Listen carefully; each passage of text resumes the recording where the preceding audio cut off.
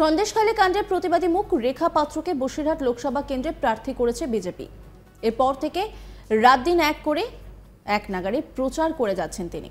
কখনো রাস্তায় হেঁটে, কখনো বাজারে, কখনো দোকানে ঢুকে, কখনো আবার ট্রেনে চেপেও প্রচার করছেন রেখা। বৃহস্পতিবার 9 মে মনোনয়ন জমা দিয়েছেন রেখা। এই মনোনয়নের হলফনামা অনুযায়ী রেখার হাতে নগদ রয়েছে মাত্র 3000 টাকা। আসুন এক নজরে দেখে নেওয়া যাক রেখা পাত্রের স্থাবর ও অস্থাবর সম্পত্তির পরিমাণ কত। মনোনয়নে রেখা নিজেকে একজন সাধারণ গৃহবধূ বলেই উল্লেখ করেছেন। তার স্বামী সন্দীপ পাত্র পেশায় রাজমিস্ত্রি, তিনি একজন পরিযায়ী শ্রমিক। তথ্য অনুযায়ী রেখার হাতে নগদ রয়েছে মাত্র 3000 টাকা। নির্বাচনী অ্যাকাউন্ট ছাড়া আরও দুটি অ্যাকাউন্ট রয়েছে রেখার। তার মধ্যে একটি স্টেট ব্যাংক অফ ইন্ডিয়ার অ্যাকাউন্ট, সেটিতে রয়েছে 10,764 টাকা। আর রেখার স্বামী সন্দীপ পাত্রের নামে একটি অ্যাকাউন্ট রয়েছে, সেটিতে রয়েছে 4,692 টাকা। এর বাইরে আর কোনো টাকা নেই রেখা বা তার স্বামীর নামে। এছাড়া রেখা পাত্রের নিজের কোনো সোনার গয়না, গাড়ি বা ফিক্সড ডিপোজিট নেই বলে হলফনামায় জানিয়েছেন রেখা। এ তো গেল অস্থাবর সম্পত্তির পরিমাণ, কিন্তু স্থাবর সম্পত্তির পরিমাণ কত? হলফনামা অনুযায়ী রেখা বা তার স্বামীর কোনো পাকা বাড়ি বা চাষযোগ্য জমি নেই। এছাড়া কোনো ঋণও নেই রেখার। এছাড়া হলফনামা অনুযায়ী রেখা পাত্রের শিক্ষাগত যোগ্যতাও জানা গিয়েছে। রেখা ক্লাস 5 পর্যন্ত পড়াশোনা করেছেন বলে জানা গিয়েছে। প্রসঙ্গত, বসিরহাট কেন্দ্রে তার বিরুদ্ধে লড়েছেন তৃণমূল কংগ্রেসের প্রার্থী হাজী নুরুল ইসলাম।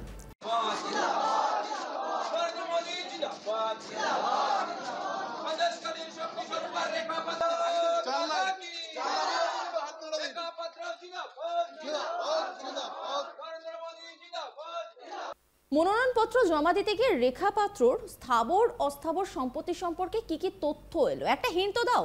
গতকাল বসিরহাট লোকসভা কেন্দ্রের যে বিজেপি প্রার্থী রেখা পাত্র, তিনি তার মনোনয়নপত্র জমা দেন বারাসাতের জেলা শাসক কার্যালয়। এবং মনোনয়নপত্র জমা দেওয়ার সময় তিনি যে হলফনামা জমা দিয়েছেন, সেই হলফনামা অনুযায়ী তার যে সম্পত্তি, তার যে আয় ব্যয়ের যে হিসেব, সেই রিপোর্টে দেখা যাচ্ছে যে তার হাতে নগদ অর্থের পরিমাণ হচ্ছে 3000 টাকা। এবং রেখা পাত্রের দুটি ব্যাংক অ্যাকাউন্ট রয়েছে, যার মধ্যে একটি অ্যাকাউন্ট নির্বাচনী সংক্রান্ত এবং অন্য যে অ্যাকাউন্ট আছে সেখানে তার জমাকৃত অর্থের পরিমাণ হচ্ছে 10,764 টাকা। এবং তার স্বামী সন্দীপ পাত্র, যিনি একজন শ্রমিক এবং পরিযায়ী শ্রমিকের কাজ করেন এবং সাধারণত রাজ্যের বাইরেই থাকেন, তার একটি ব্যাংক অ্যাকাউন্ট রয়েছে, সেই অ্যাকাউন্টে জমা রয়েছে 4,692 টাকা। যদিও হলফনামায় তিনি যেই সম্পত্তির হিসাব দিয়েছেন সেখানে তাদের কোনো যানবাহন নেই এবং তাদের কোনো ফিক্সড ডিপোজিট নেই, এমনকি কোনো অলংকারও সেখানে কিন্তু উল্লেখ করা হয়নি।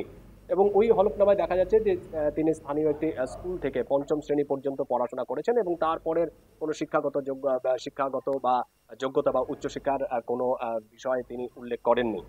এবং তুমি জানো যে রেখা পাত্র এই বসিরহাট কেন্দ্রে, মানে রাজ্যে যে 42টা লোকসভা কেন্দ্রে নির্বাচন হচ্ছে, তার মধ্যে কিন্তু অন্যতম হচ্ছে এই বসিরহাট লোকসভা কেন্দ্র।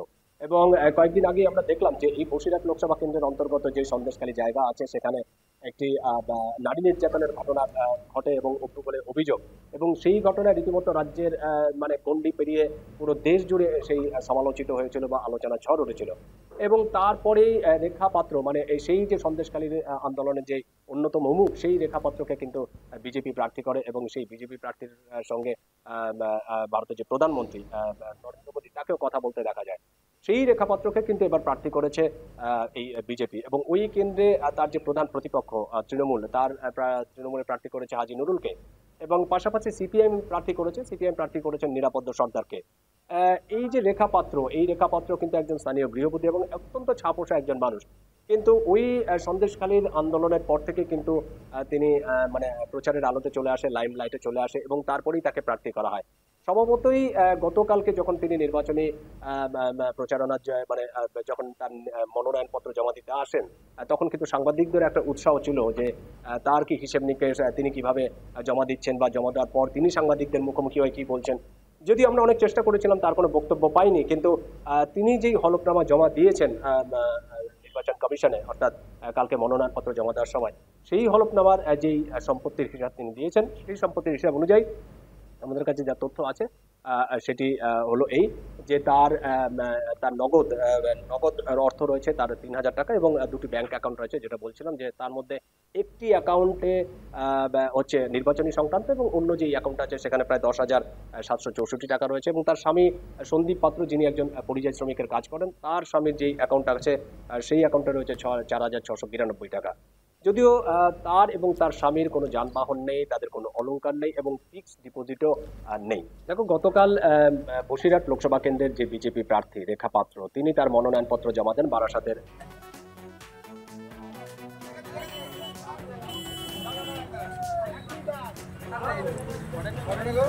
আমাদের মেয়ে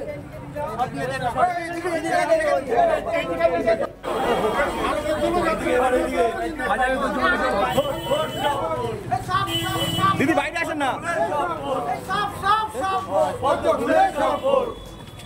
ভারত মাতা কি দিদি এদিকে, হ্যাঁ দিদি এদিকে একটু, হ্যাঁ দিদি ভাইদের বাড়ি যাবো, আমি তো বলে দিয়েছি যত দিদি ভাইদের সাথে আনা করছি প্রত্যেকের বাড়িতে যাবো। সন্দেশখালী কাণ্ডের প্রতিবাদী মুখ রেখা পাত্রকে বসিরহাট লোকসভা কেন্দ্রে প্রার্থী করেছে বিজেপি। এরপর থেকে রাত দিন এক করে এক নাগাড়ে প্রচার করে যাচ্ছেন রেখা। কখনো রাস্তায় হেঁটে, কখনো বাজারে দোকানে ঢুকে, কখনো আবার ট্রেনে চেপেও প্রচার করেছেন রেখা। বৃহস্পতিবার 9 মে মনোনয়ন জমা দিয়েছেন রেখা। এই মনোনয়নের হলফনামা অনুযায়ী রেখার হাতে নগদ রয়েছে মাত্র 3,000 টাকা।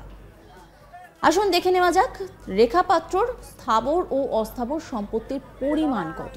মনোনয়নে রেখা নিজেকে একজন সাধারণ গৃহবধূ বলে উল্লেখ করেছেন।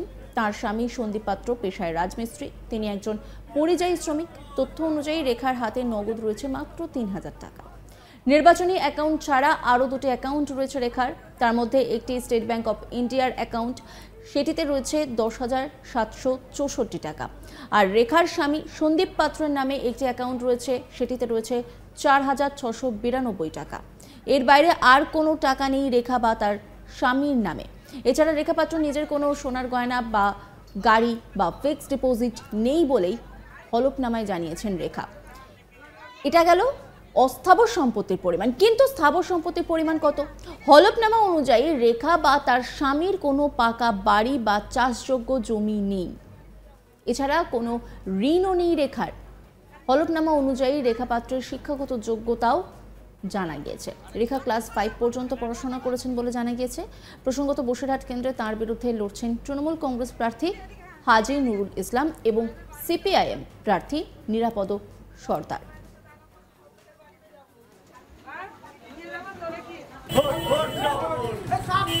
দিদি বাইরে আসেন না। ভারত মাতা কি জয়।